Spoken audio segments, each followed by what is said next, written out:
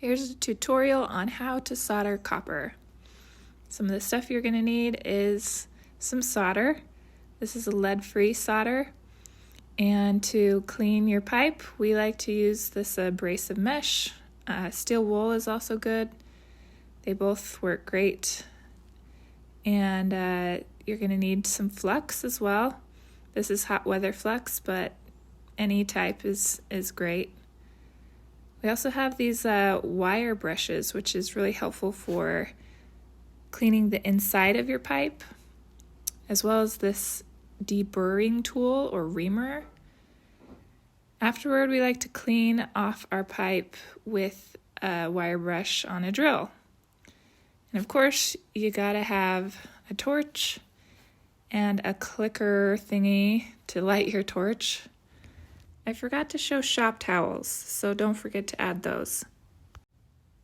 So the first step is preparing your copper, and you're going to want to really clean the inside. This is a 2-inch T, so I got this 2-inch wire brush that really helps to clean and create those rough edges that we want. You can see it's all scuffed up in there.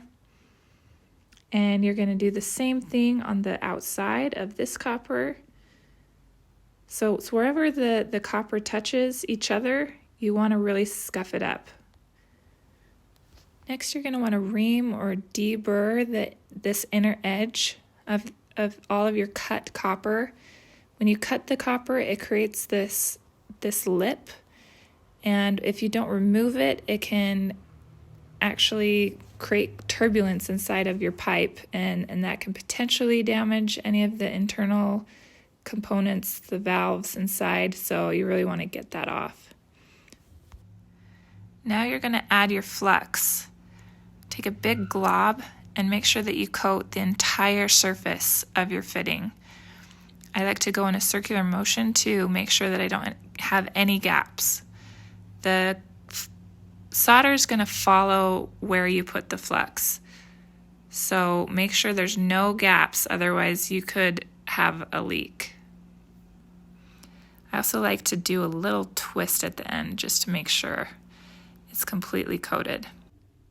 Unroll a bit of solder before you light the torch, and I like to have the solder have like a curve at the end of it to help get around the copper. Whenever possible, I like to position my fittings so that gravity can help pull the solder down into the fittings. But what's going to help the most to ensure that the solder is drawn all the way into the fitting is to heat up the base of the fitting first and to apply heat all the way around evenly. The solder will follow the heat, so it will suck the solder down the fitting. Quick side note, if you ever see the tip of your torch turn red, it means your flame is too low, so just turn it up and the tip will cool down. Continue to heat up the copper, moving the torch continually, and when you start to see steam coming out of the top, it's usually a good time to start checking to see if the solder will take. The bigger the copper, the longer it's going to take to heat up. 1/2-inch copper is super fast. You can solder it in 10 seconds. It's ready to solder, while this thicker 2-inch takes a little bit longer. As you're applying the solder, keep moving the flame. It will pull the solder wherever you heat. And I like to keep the flame kind of at the base just to keep pulling that solder down. Continue to apply heat and add solder until the solder fills all the way to the top of the gap. Once you're done, you can wipe off the flux while the pipe is still hot. It gets harder to wipe the flux off as it cools down. It's commonly recommended to not use a wet cloth to wipe off your hot copper, as it can potentially cause cracks in the solder.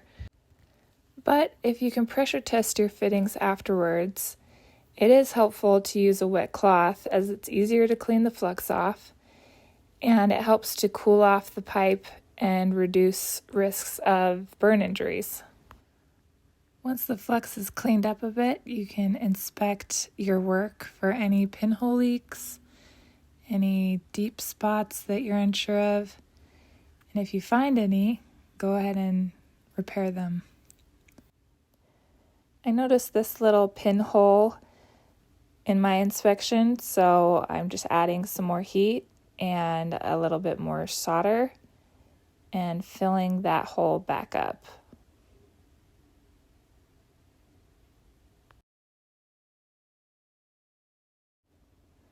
If you add a little bit too much solder, you could get drips like this one. And while it's not really a problem functionally, it is a problem aesthetically, and we like our work to be really clean. So just take a dry towel and while the solder's still wet, just wipe it off. Here you can see the solder go from shiny to dull, and that's when you know that it's cooled off enough to harden. Once your pipe has cooled down, give it a good clean. This is going to help you really see if there's any spots that you missed. Steel wool is great for this, the abrasive cloth, but what really gets the job done is a buffing wheel on a drill. It can really get down into those grooves, clean up any flux, and give it a super nice shine. Once it's all clean and shiny, you can give it another quick inspection, and then you're done.